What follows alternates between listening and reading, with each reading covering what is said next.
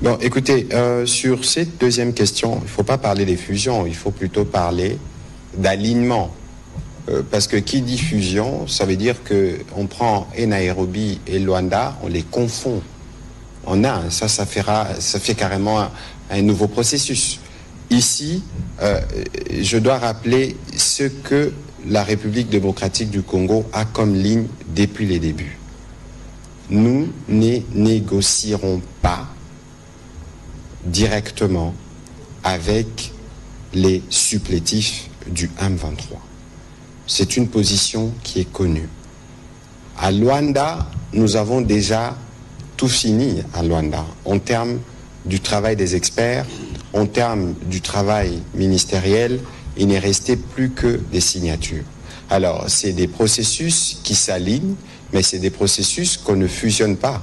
Parce que lorsqu'on fait la fusion, ça veut dire que les deux deviennent un. Non. Ici, le président de la République l'a rappelé samedi. On a le Rwanda qui nous agresse. On a le Rwanda qui crée des supplétifs. Et le président de la République a dit, c'est avec eux que nous devons, en tout cas, finir ce que nous avons commencé.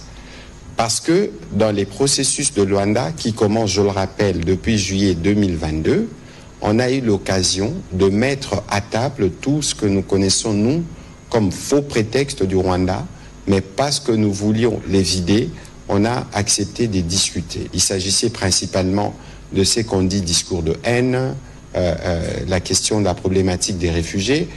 Et d'ailleurs, à ces propos, quand nous étions à Genève, la Première ministre a rencontré Philippe Grandi, qui est le haut-commissaire pour les réfugiés, pour rediscuter de ces sujets-là, pour démontrer que nous sommes vraiment déterminés à vider tous ces prétextes, à vider toutes ces questions. C'est au 15 décembre que le président rwandais n'est pas venu pour finaliser le processus de Luanda, d'une part. Vous voyez que de ce côté-là, tout a été fait, il reste que les signatures.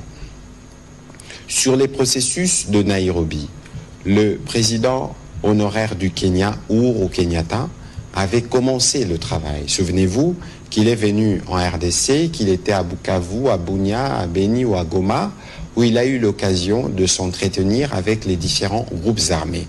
Mais le processus a connu un coup parce que le Rwanda a décidé de commencer à opérer avec ses supplétifs et il a été convenu déjà à l'époque d'exclure les M23 parce qu'il est hors des questions ici, je le répète, qu'on donne une prime à ceux qui tuent.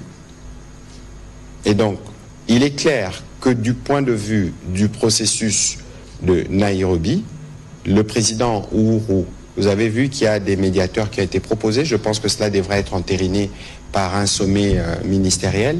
Lorsque cela sera entériné, le président Uhuru, avec les médiateurs qui lui ont été ajoutés, pourra inviter les groupes armés et travailler dans le cadre-là. Donc il faut dissocier ce qui relève du bilatéral entre les deux pays et ce qui relève du processus politique, donc du processus de Nairobi avec tous les groupes armés, y compris le M23. Donc cela doit être bien clair.